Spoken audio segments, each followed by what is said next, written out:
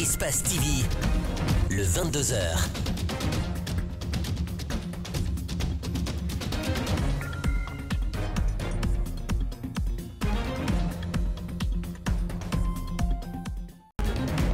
Sommaire de ce journal, le maire de la commune de Ratoma a tiré sa révérence ce samedi. Issa Souma est décédé à Tunis des suites de maladies. Parents, amis et collaborateurs étaient tôt ce matin auprès de la famille pour des condoléances d'usage. La problématique des installations électriques dans les ménages devient de plus en plus récurrente. Nombreux sont les citoyens qui sont victimes d'incendies de diverses sources, poussant les sinistrés à passer la nuit à la belle étoile. Vers la fin de ce journal, Djibril Ba sera avec nous sur ce plateau pour le compte de la rubrique La Une des médias pour un tour d'horizon du traitement de l'actualité nationale avec les confrères de la presse locale. Ce sont les titres. Bonsoir et bienvenue à tous. Nous ouvrons ce journal avec cette triste nouvelle. Le maire de la commune de Ratoma, Issa Souma, est décédé ce samedi des suites de maladies à Tunis. À peine la nouvelle tombée, parents, amis et collaborateurs étaient réunis ce matin auprès de la famille pour des condoléances d'usage. On fait le point avec Aminata Massire Bangoura, Aboubakar Keke Bangoura.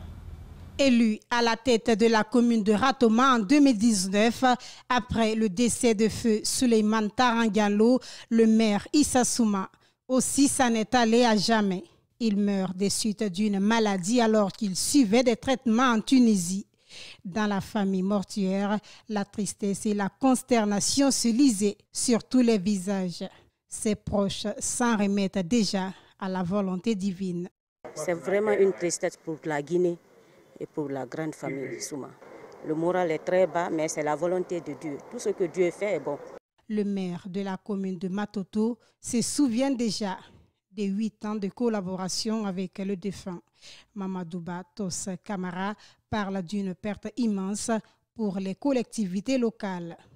Voir que notre ami et notre frère nous quittent à jamais,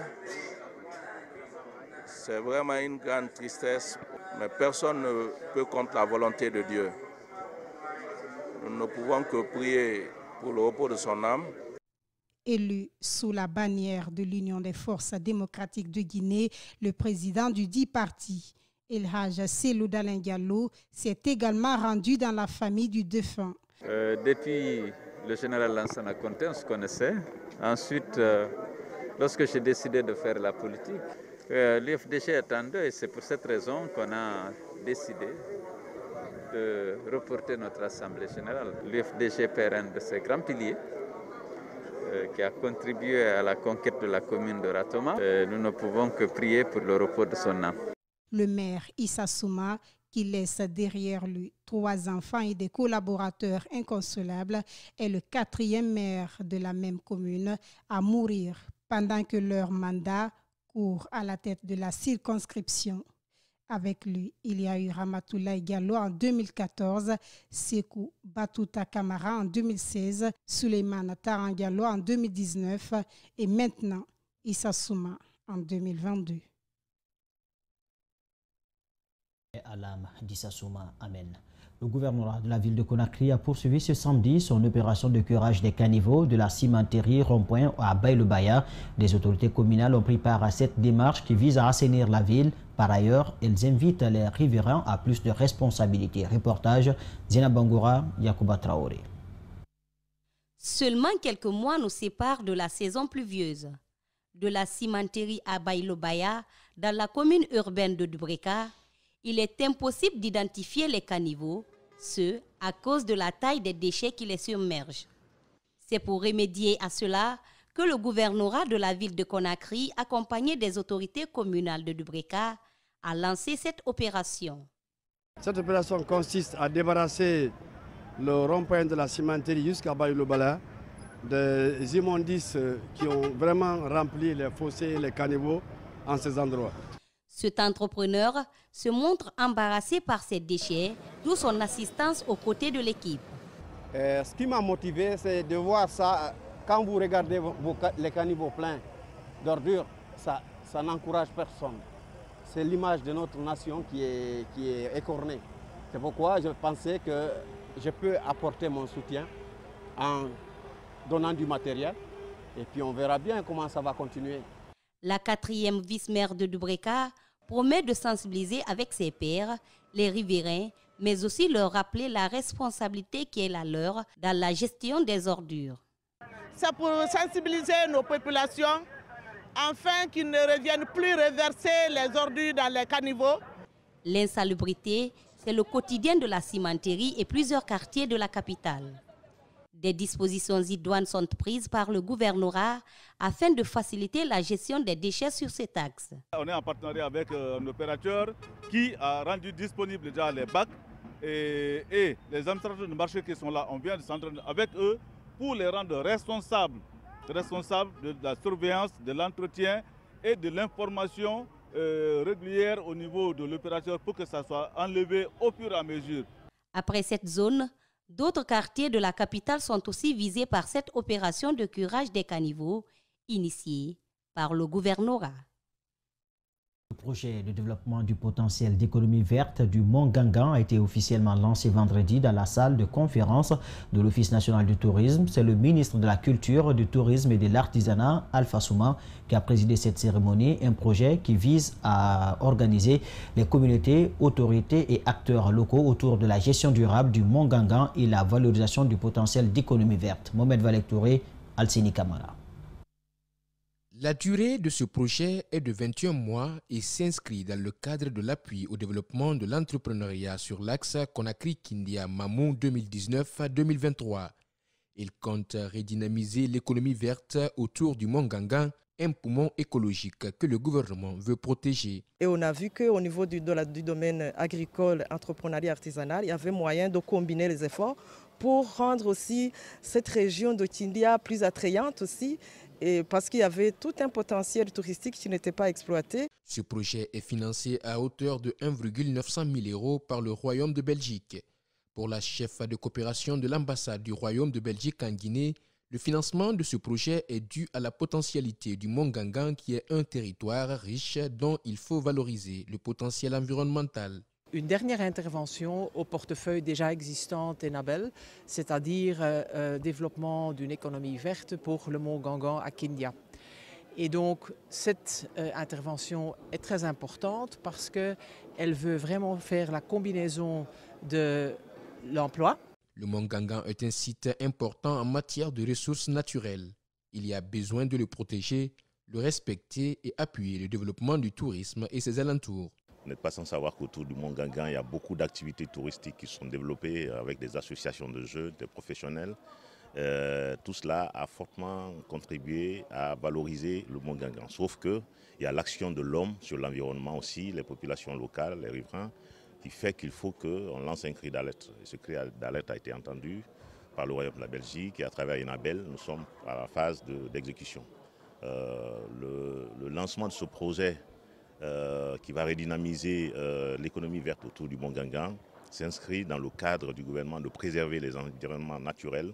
De par ce projet, le ministère de la Culture et les partenaires entendent faire la combinaison de l'emploi de façon durable pour les riverains du Mont Gangan. L'actualité également, le collectif des victimes de Kapororaï, Kipé2 et Dimes a commémoré ses 3 ans de déguerpissement ce samedi à Conakry devant la délégation de la présidence de la République. Objectif, rappeler aux nouvelles autorités les conditions dans lesquelles leurs familles ont été déguerpies sous le régime du président Alpha Condé. Ces victimes réclament donc justice et exigent la restitution de leurs domaines spoliés depuis 3 ans. Djibril Ba ou Wakar Kekebangoura. C'est une rencontre du collectif des victimes de déguerpissement le 25 février 2019 à Kapororaï, Kipé2 et Dimes qui toucherait plus de 1203 familles et 2500 maisons détruites depuis maintenant 3 ans. En réclamant vérité et justice dans ce dossier, la présidente des femmes victimes interpelle le colonel Mamadi Doumbouya. Votre discours dans lequel vous avez déclaré que la justice sera votre boussole a remis de l'espoir dans les cœurs. En outre, vous avez marqué les esprits en vous recueillant au cimetière de Bambeto et au stade du 28 septembre pour honorer la mémoire de certains de nos martyrs. Pour ces victimes, le traitement de ce dossier est nécessaire. Il faut, disent-elles, prendre à bras le corps la situation de ces familles rejetées dans la rue, faisant plus de 3000 enfants privés d'éducation et transformés en réfugiés dans leur propre pays. Savez-vous, Excellence, que nos maisons ont été détruites par Ibrahima Kourouma sur l'ordre d'Alpha Condé en violation flagrante de nos droits reconnus et protégés par toute la législation en vigueur, dont le Code foncier et domanial de la Guinée?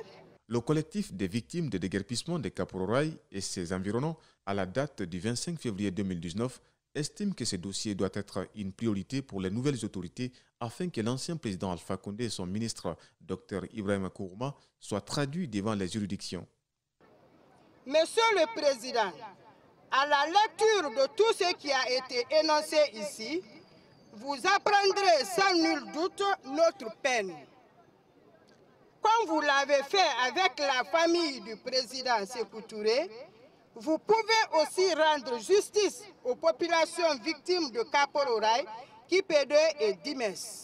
Le collectif des victimes de Kapororaï, Kipé-2 et Dimes conclut pour dire que ces déguerpissements orchestrés par le régime d'Alpha Condé auraient causé la mort des milliers de responsables de familles et des jeunes à travers des voyages clandestins sur la Méditerranée. La Fédération syndicale des transporteurs et mécaniques générales de Guinée souhaite mettre fin à la problématique liée aux coupeurs de route, mais aussi à toutes les tracasseries vécues par les transporteurs dans leur parcours. Elle a fait savoir à l'issue d'un congrès au cours duquel le nouveau bureau exécutif national a été installé. Les membres de ce bureau, élus à l'unanimité, ont sollicité l'accompagnement des nouvelles autorités afin de lutter efficacement contre les maux dont souffrent les transporteurs. Les détails avec André Mossé Milimono, Ibrahima Souri Kamara. Les transporteurs se font de nouveau entendre suite aux difficultés rencontrées sur leur trajet. Le nouveau bureau de la Fédération syndicale des transporteurs et mécaniques générales promet d'y mettre fin. Selon ces syndicalistes, le secteur du transport est en plein essor en Guinée. Nous sommes le poumon de développement de ce pays et rien ne pourra se passer sans les transporteurs. Il faudra qu'il y ait une efficacité appréciable par non seulement nos mandats mais par la population. L'ancien secrétaire général, reconduit pour un nouveau mandat, se dit choqué par le comportement de certains transporteurs sur nos routes. Il les appelle au professionnalisme, même s'il est conscient des difficultés auxquelles ils sont confrontés. Il n'y a pas de route, ça c'est un. Il y a la tracasserie, ça c'est autre chose. Mais ce que je vais dire aux transporteurs aussi, de priorité, d'accepter de charger des véhicules comme ça se doit. Éviter le surcharge, éviter de mauvaises conduites, éviter l'accès de vitesse sur la route parce que ça crée beaucoup de problèmes. La lutte contre les coupeurs de route et autres tracasseries ne peut être effective sans l'apport des autorités du pays, ce que ces acteurs du transport sollicitent. Nous demandons vraiment Mamadou Doumbouya et son équipe de nous aider et d'aider la gendarmerie, la police, les équiper afin que l'affaire de coupeurs de route puisse finir en Guinée. Parce que rien que les 2 derniers mois-là, il y a eu 3 cas. Dans les gares routières du pays, les conducteurs, quant à eux, demandent à l'État de mettre en place des brigades mobiles le long des trajets reliant la capitale de l'intérieur du pays. Le gouvernement il doit encourager la brigade mobile de se déplacer à tout moment, de ne pas rester sur place. Il faut qu'ils se déplacent, faire la rotation pour pouvoir éradiquer ce phénomène qu'on appelle coupeur de route. Vous l'annoncez dans le sommaire, la problématique des installations électriques dans les ménages est un débat qui revient toujours dans la cité. Au jour le jour, nombreux sont les citoyens qui sont victimes d'incendies du courant électrique. Pas plus d'une semaine, un cas s'est produit à Kouza Bantunka dans la commune de Ratoma en emportant tout le contenu d'un bâtiment et laissant les sinistrés à la belle étoile. Face à ces cas inquiétants, spécialistes des catastrophes et victimes d'incendies ne manquent pas d'idées. Mohamed Valectouré, reportage. Ce chef de famille devra encore patienter pour retrouver sa maison à l'état normal. Victime d'incendie, rien ne reste chez Ibrahim Khalil malgré l'intervention des sapeurs-pompiers et le soutien des voisins. Vous voyez, le feu s'est limité seulement au premier, qui avait l'essentiel des effets. Les 3 chambres ont été complètement consumées et entièrement. Une aiguille n'est pas sortie de ce niveau. Une aiguille. Le court-circuit est la cause de cet incendie, indiquent les sinistrés. Encore une fois, les agents de l'électricité de Guinée sont interpellés par ces derniers. Les cadres sont dans les bureaux. Les agents qui sont appelés à venir au secours de la population, s'ils ne sont pas fréquents dans les quartiers, quand on les appelle, ils ne sont pas rapidement sur les lieux, Voilà les dégâts, les conséquences de ces dégâts que nous voyons aujourd'hui. De l'avis d'un spécialiste de la prévention des incendies et des catastrophes, il y a des conseils qu'il faut mettre en pratique pour éviter les incidents. Des conseils qui n'épargnent pas des agences chargées des installations électriques. Et aux utilisateurs, disons, il faut faire preuve de responsabilité, éviter surtout les surcharges, éviter de brancher n'importe quel type d'appareil sans consulter au préalable un technicien. Et souvent, quand vous avez des travaux d'électricité, vraiment faites appel aux vrais professionnels, pas aux routiniers. Et donc, tout cela, et les installateurs aussi, vraiment, ils doivent faire preuve de responsabilité, surtout dans le respect des normes et réglementations prescrites dans ce sens. Pour l'heure, de nombreuses familles sont endeuillées suite à des cas d'incendie. Triste réalité car le manque de campagnes de sensibilisation réguliers pour éviter ou minimiser les risques n'est pas effectif. Autre sujet dans ce journal, la Guinée pourrait devenir le grenier de la région si l'agriculture est bien accompagnée. À Koba, dans la préfecture de Bofa, la terre est propice à la culture du riz hybride. Grâce à la coopération sino-guinéenne, la production locale est satisfaisante et la capacité des chercheurs guinéens dans le domaine agricole est renforcée. Malik Siangiana Kamara nous fait le point. Après le centre de recherche de Kilissi à Kindia, dans les périmètres de Koba, le projet de développement local de la production du riz hybride marque son territoire. Un petit espace exploité avec de grands rendements, de 7 ou 8 ou 9 à l'hectare, c'est très rassurant. Ce projet d'intensification risicole nous galvanise et ça encourage les autres paysans. Aujourd'hui, nous sommes des apprentis de la culture du riz hybride et nous plaidons pour plus d'accompagnement pour réussir le pari de la vulgarisation de ce riz. Cette année, nous avons travaillé sur 6 hectares, donc la phase de démonstration 6 hectares, ce qui est très énorme pour ce qui concerne la recherche et développement. Mais pour l'année prochaine, c'est-à-dire que cette année, la campagne agricole de cette année 2022, nous allons aller vers l'extension. Et nous allons introduire encore d'autres types d'hybrides. Grâce au riz hybride de plus de 9000 à l'hectare et d'autres démarches innovantes avec peu de terres exploitées, la Chine relève le défi de l'autosuffisance alimentaire. Une prouesse réussie grâce aux résultats des travaux d'amélioration variétale du Centre chinois de recherche agronomique. La gestion de l'eau dans les casiers ici, c'est un problème qui est un peu difficile. Et l'obtention aussi des domaines ont posé certains problèmes. Mais ce qui reste clair, avec le partenariat qui a existé entre la mairie, les communautés, la recherche, et sans mettre de côté le ministère de l'Agriculture, ils ont pu trouver des pistes de solutions. La faiblesse du rendement chiffré à 800 kg à l'hectare à quelques endroits est l'une des contraintes des riziculteurs. Une contrainte que le projet de vulgarisation du riz hybride compte corriger. Ici, le problème central, c'est le problème de maîtrise de l'eau. Lorsque nous allons vraiment parvenir à maîtriser de l'eau, nous allons augmenter suffisamment la productivité. Mais il y a aussi le problème de l'accès aux intrants. Si les domaines sont aménagés, avec des variétés ou des hybrides qui peuvent donner jusqu'à 10, 15, 20, 18 tonnes à l'hectare, je m'excuse, le riz, la riziculture devient une activité rémunératrice. Autre avantage du projet du riz hybride, le transfert des technologies pour la maîtrise de la production de cette variété à haut rendement par les chercheurs guinéens. Il n'est un secret pour personne. Les élèves et certains enseignants de la commune urbaine de Mamou et ceux des communes rurales prennent du retard en allant à l'école pour débuter les cours prévus normalement à 8 heures. Un constat aussi fait par le ministère de l'enseignement préuniversitaire de l'alphabétisation lors de son passage dans la ville Carrefour. Pour remédier à ce phénomène, les autorités éducatives à tous les niveaux ont pris des dispositions, n'est-ce pas Abdoulaye Diallo? Le constat qu'a fait le ministre de l'enseignement préuniversitaire et de l'alphabétisation concernant le manque de ponctualité des élèves dans la plupart des établissements d'enseignement élémentaire du pays est visible à Mamou, surtout celui lié au retard. Les autorités éducatives justifient ce phénomène en ces termes. Cela est dû à 4 facteurs essentiels. Le premier d'abord, c'est l'éloignement des écoles et des lieux d'habitation. Il y a des villages qui se situe à 3 ou 4 km, voire même 5 km de l'école où les enfants doivent aller étudier. Il y a aussi l'influence des foyers coraniques. Et souvent, certains maîtres les retiennent au-delà de l'heure. À cela s'ajoute aussi la démission parentale. Dans les plus grands lycées publics de la ville Carrefour, parfois, élèves et enseignants viennent tous en retard. C'est le cas du lycée El Haj Aboubakar Doukouré, situé au cœur de la ville. Face à cette situation, la direction dit avoir pris des dispositions pour remédier cet acte.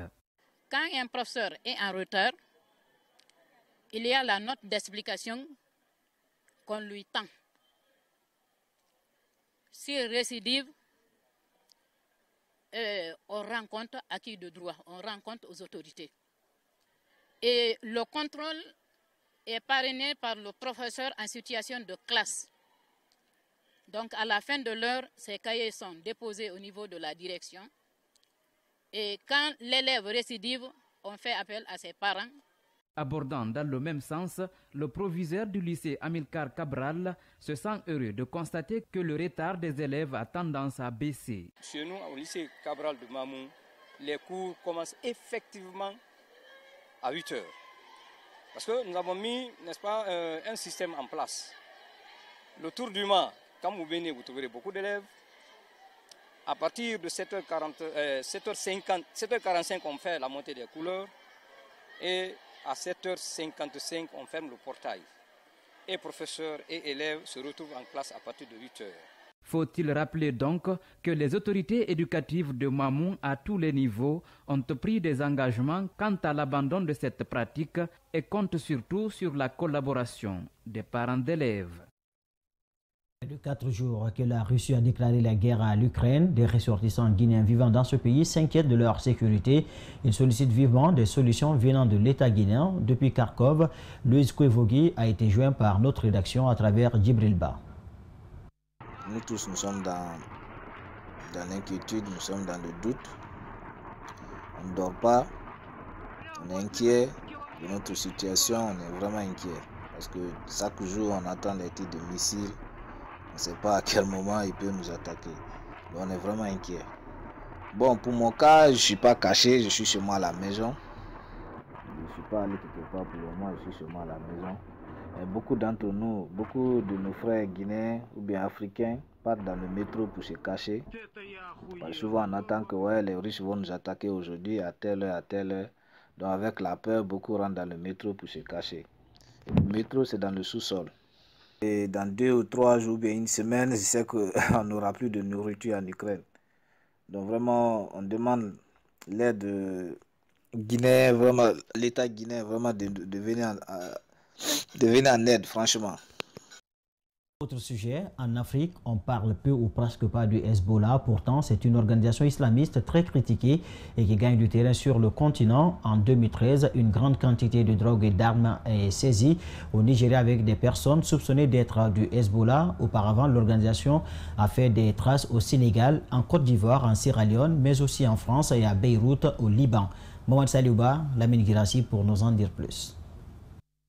Avec son emblème, c'est l'un des mouvements les plus décriés, les plus craints aussi, le Hezbollah.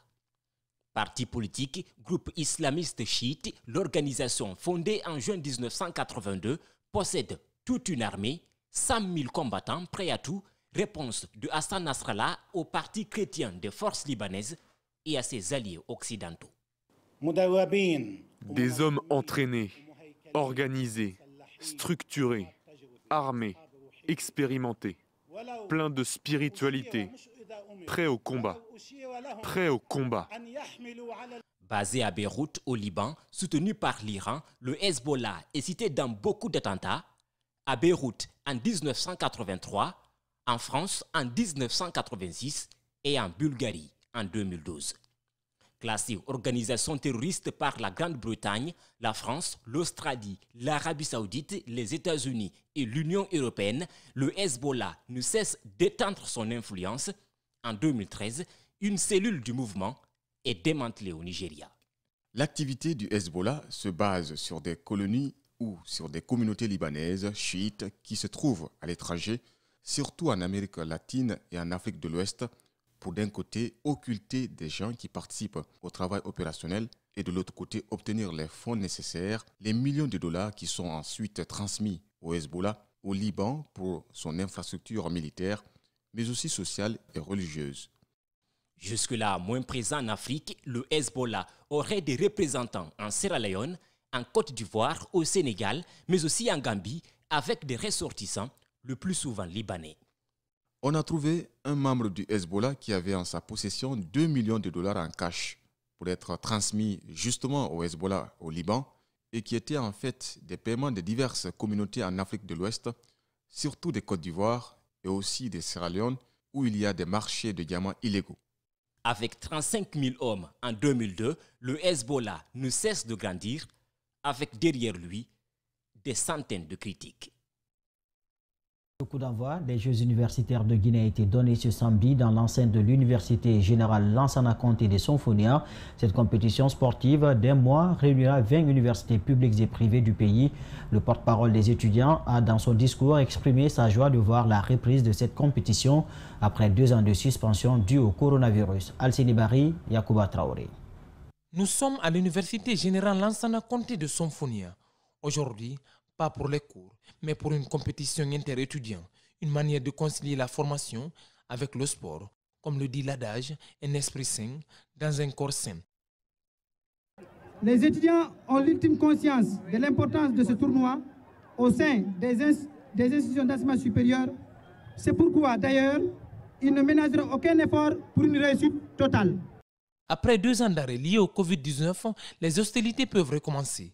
Étudiants et enseignants sont concernés pour faire de l'université guinéenne un grenier de talents sportifs, à l'image des grandes nations. Je voudrais préciser que l'université gagnante de cette compétition pourrait éventuellement représenter la République de Guinée aux 10e Jeux universitaires d'Afrique qui auront lieu très prochainement au Kenya au mois de juin 2022. Comme pour dire que l'enseignement supérieur est transversal, c'est le ministre de l'Agriculture qui a représenté sa collègue de l'enseignement supérieur.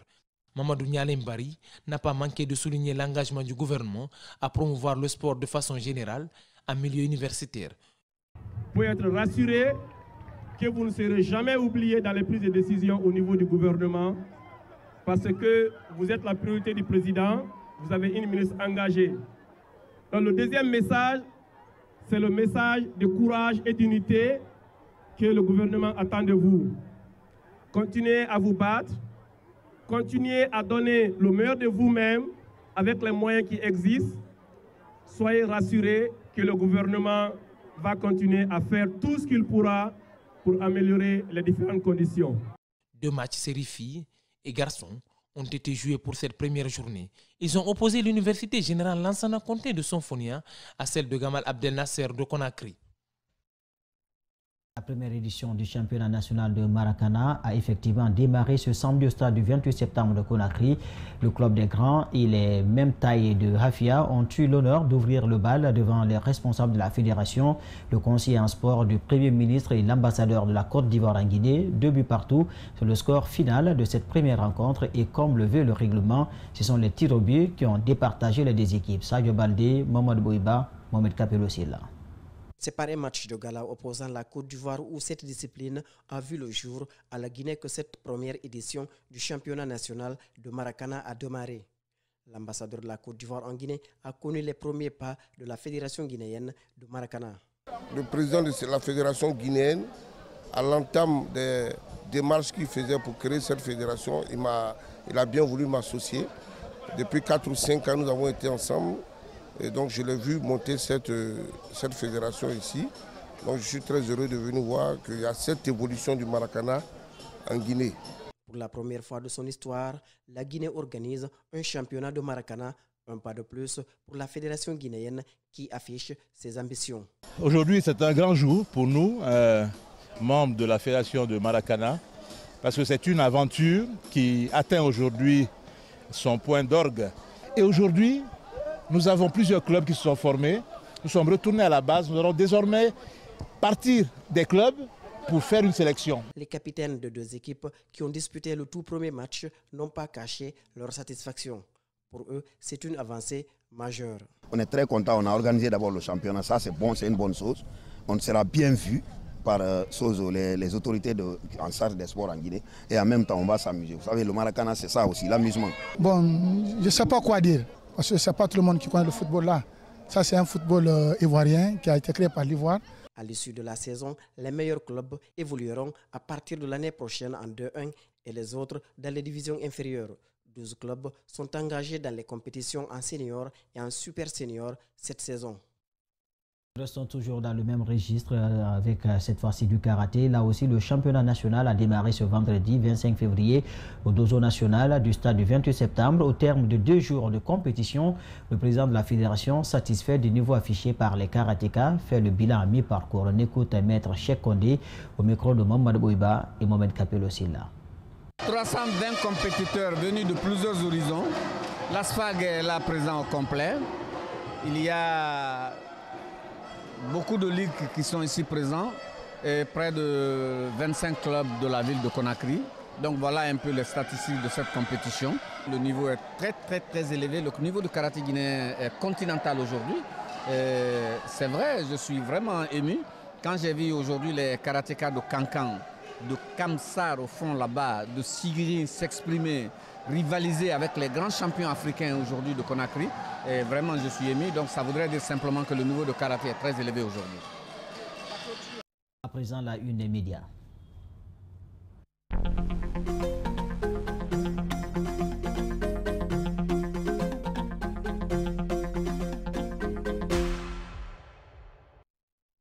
Bonsoir. Bonsoir Idrissa Bari. À la une des médias cette semaine, l'ancien ministre Ismaël Diobaté déposé à la maison centrale. Et évidemment, Idrissa Bari, les faits majeurs de l'actualité cette semaine, selon Mosaïque, c'est la détention de l'ancien ministre du budget Ismaël Diobaté. Donc il était en compagnie de l'ex-directrice des affaires administratives et financières Evelyne Fola Mansaré du ministère de l'enseignement technique et de la formation professionnelle, je veux dire. Donc, ils ont été entendus en première comparution devant la CRIEF, puis inculpés pour des faits de détournement des deniers publics, blanchiment d'argent, corruption et complicité. Et il y avait également Tibou Kamara, ancien ministre conseiller sous Alpha Condé. Il a été entendu en première comparution, puis inculpé et placé sous contrôle judiciaire. Et il faut dire, Idrissa Bari, par rapport à cette actualité, Guinée News rappelle que Zainab Dramé, la principale mise en cause de cette histoire, elle est absente du pays et serait même malade. Bon, par rapport à ce qui s'est dit au niveau des sites d'information, des médias, on dit que Dame Dramé est en train de faire sa chirurgie du côté de l'outre-Atlantique. Donc tous les trois sont accusés d'un détournement de près de 132 milliards de francs guinéens. Et par rapport toujours à cette actualité, selon les derniers développements, la CRIEF a proposé une caution pour la liberté de l'ancien ministre du budget, Ismaël Diobaté. Donc la caution s'élève à 5 milliards de francs guinéens. Donc si le ministre du budget accepte de payer ce montant, il va recouvrir sa liberté. Donc s'il n'accepte pas, donc c'est ad vitam aeternam, c'est-à-dire il va rester toujours et indéfiniment à la maison centrale de Conakry. Alors, l'autre actualité commentée cette semaine par les médias, c'est le SIDIA convoqué au camp Samori et les médias ne sont pas passés du côté.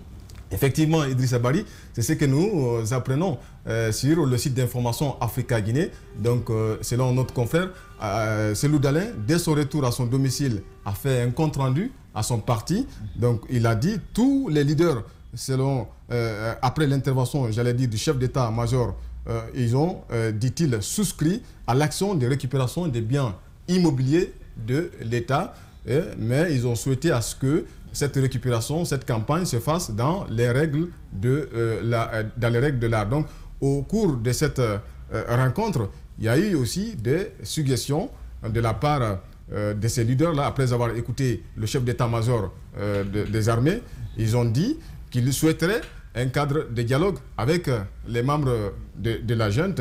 Donc, par rapport toujours à cette rencontre, il y a eu des non-dits. C'est que le CNRD, selon le site d'information Africa Guinée, dit détenir des informations selon lesquelles les leaders distribuent de l'argent la nuit pour pousser la population à sortir. Donc, sur ce point, la junte a menacé ces leaders pour leur dire, si vous continuez comme ça, on va fermer vos sièges, en même temps, retirer vos passeports. Donc, cette actualité, toujours, a été développée par le journal L'Aigle Info. L'Aigle Info a fait une rétrospective pour parler des années antérieures, pour dire que des biens immobiliers de l'État ont été vendus et spoliés. Donc, ce qui fait que des départements ministériels et certains services publics sont en location. Donc, ce qui fait que l'État, à la fin de l'année, est obligé de débourser une fortune pour désintéresser les propriétaires. Idrissa Bari. Alors, troisième sujet développé par les médias cette semaine, la transition guinéenne entre le poids du passé et l'appel du futur. C'est le titre du journal Le Populaire. Effectivement, c'est ce que nous lisons dans le journal Le Populaire. L'hebdomadaire a décrypté la transition en mettant en relief des différentes catégories de personnes. Il s'agit des lanceurs d'alerte, des louangeurs, des commis voyageurs et puis des politiciens à la veste réversible. Parce que si les autres ont échoué, selon le journal Le Populaire, le colonel Doumbouya et le CNRD n'ont pas ces droits. Donc la transition en cours pourrait être le dernier rempart, selon le journal. Donc celui d'un pays qui a souvent été au bord d'un précipice, d'une nation qui a souvent frôlé le pire, d'un État gangréné par la division ethnique, les pouvoirs claniques et personnels. Donc poursuivant, le journal Le Populaire a développé, a donné des définitions sur les différents profils de ces personnes qu'on a citées tout à l'heure en introduction. Donc, selon le journal Le Populaire, les lanceurs d'alerte sont des catégories de personnes qui sont, c'est-à-dire qui ont un regard constructif et prospectif pour le bien, pour le bonheur, si vous voulez, du pays. C'est des gens qui ne courent pas derrière quelqu'un et qui ne cherchent pas la pitance. Donc, le journal poursuit pour dire que les louangeurs, ce sont cet autre groupe de personnes qui sont des opportunistes, c'est-à-dire des gens qui sont sans envergure, qui n'ont pas d'emploi. Donc, le système change, pas eux. Donc, le journal, en concluant, dit qu'il y a des commis voyageurs, c'est-à-dire des groupes de personnes qui proviennent divers d'horizons, constitués majoritairement de chercheurs, de chômeurs plutôt, de sans-emploi, des faux diplômés vivant à l'étranger. Donc, le moindre changement dans le pays, ils débarquent en espérant avoir quelque chose, en espérant occuper un poste. Voilà, entre autres, les différents développements des sites et des journaux cette semaine, Idrissa Bari. Donc, le journal parlait des opportunistes. En tout cas, merci Djibril Ba. Merci.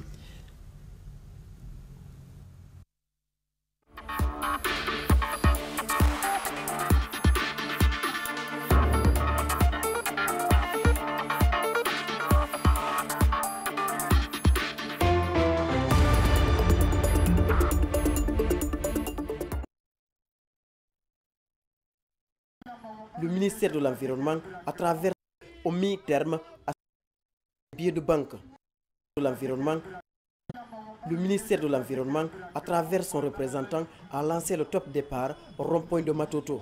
Mais il a noté d'abord toute la nuisance des déchets plastiques en Guinée. L'éparpillement des déchets plastiques d'une longue durée de vie de 3 à 4 siècles dans les milieux récepteurs. Impact sur l'environnement, l'agriculture, la santé, la pêche, l'élevage, les ressources en eau, etc. Ramasser puis sensibiliser les femmes au marché à ne pas jeter les chassés plastiques dans les caniveaux est une option. Mais la meilleure consiste à les entasser, les mettre à la disposition des entreprises capables de les transformer ou les recycler contre des billets de banque. Les recyclables, ce sont des ressources. Et aujourd'hui, nous avons des entreprises qui sont en Guinée dont les matières premières consistent de déchets plastiques. Et à travers ces déchets plastiques, ils ont reçu à acquérir des emplois et aussi à améliorer les conditions de vie des personnes vulnérables, telles que la société Diaplastique. Les entreprises d'eau minérale pullulent à travers le pays. La marque Okoya est vent debout contre la mauvaise utilisation des sachets d'eau. C'est pourquoi elle s'associe à toutes les initiatives qui consistent à protéger l'environnement. Il est extrêmement important, primordial pour nous, de sensibiliser les populations quant au respect de l'environnement. Alors aujourd'hui, moins de paroles, plus d'actions. Koyaye reste aux côtés de la SAC pour une Conakry beaucoup plus propre. Merci bien. Un point stratégique à la base militaire où se trouve un marché de vente de bétail. Aussi bien que l'homme, ces animaux sont exposés à la nuisance de ces sachets plastiques. Désormais, une poubelle est mise à leur disposition. De façon périodique, une équipe de ramassage passera pour les récupérer. La remise de satisfecit est le trophée au vainqueur du tournoi de football au mi-terme à cette caravane.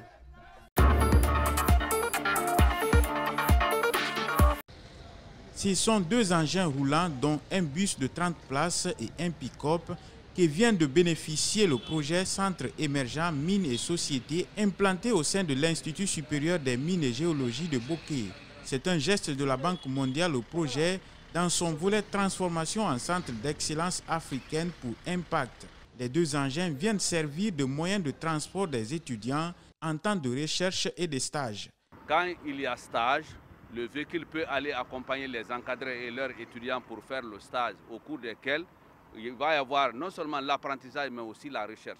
Quand il y a un phénomène naturel qui se produit quelque part, avant qu'on entende à la radio, ça trouvera que l'Institut a dépêché une équipe de scientifiques qui sera transportée par ce véhicule pour être sur le terrain et faire une étude pour élucider la lanterne de tous les citoyens guinéens. Donc c'est un bisou. La remise provisoire a été faite ce week-end en présence d'un des conseillers de la ministre de l'Enseignement supérieur qui estime que ces véhicules viennent faciliter la recherche dans le domaine des mines. Ceci est donc d'une importance capitale pour le département. Ces engins sont là pour renforcer la capacité des chercheurs de ce projet et la capacité des étudiants qui sont inscrits dans ce projet pour pouvoir aller sur le terrain, pour pouvoir réaliser des recherches, aller lever des données et venir produire des recherches scientifiques dans le domaine des mines et de la société. Toutes les procédures ont été respectées pour l'acquisition des équipements. Le représentant de Mining House qui a facilité la transaction ne doute pas de la qualité des engins. C'est des véhicules de très bonne facture. Le bus, c'est un bus Hyundai County de 30 places. Et le pick-up, c'est un pick-up full back de Fiat, double cabine. Le don s'élève à plus de 1 milliard de francs guinéens. Il est le fruit du partenariat entre le ministère de l'Enseignement supérieur, de la Recherche scientifique et de l'Innovation et la Banque mondiale.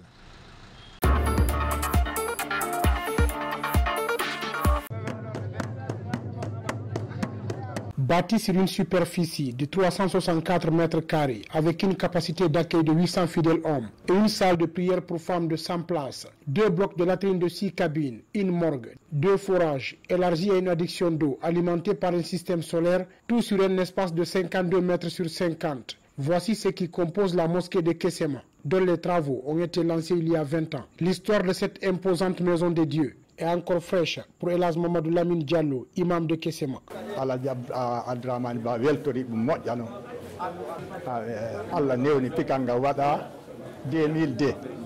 Quand nous avions annoncé la volonté de construire une mosquée à Kessema, Feu Elhadj Abdraman Ba était très content. Nous avons lancé les travaux en 2002. Nous avons évolué lentement sans pression sur nous-mêmes. Les ressortissants ont pris les devants avec 90% du financement et nous résidents 10%. Le tout en 20 ans entre la pose de la première pierre et l'inauguration. Réunis au sein du PODEC, portal pour le développement de Kessema, cette union de fils et filles de la localité a permis d'arriver à ces résultats. Le coût de réalisation de la mosquée s'élève à 1,590 milliard de francs guinéens, entièrement financé par la communauté. Il n'y a pas eu des apports extérieurs, mais grâce à Dieu, grâce à l'entente qu'il y a eu entre nous depuis la création de notre association, depuis l'an 2000, qui n'avait pas été formalisée en tant qu'association, c'est-à-dire sur papier, mais cela nous a donné la force. La mobilisation a été de taille.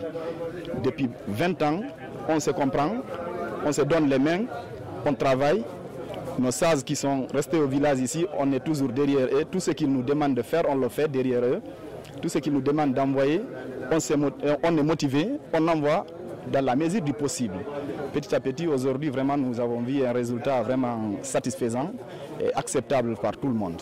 En 1962, une haie de pierre a été érigée dans une partie de Kessema pour servir de mosquée. Ce n'est qu'en 2002 que cet emplacement actuel est trouvé. Vraiment, c'est une joie parfaite et un réel plaisir pour nous d'avoir assisté le début du commencement, n'est-ce pas, et l'inauguration.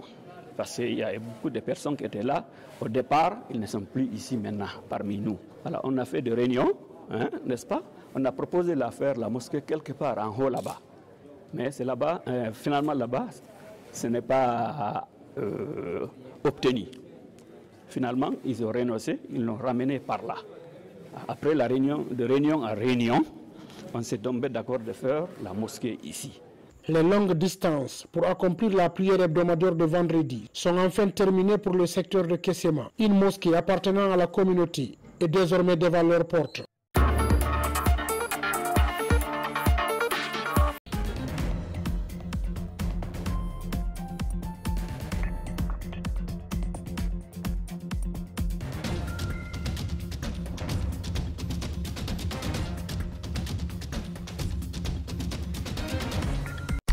Ce mois-ci,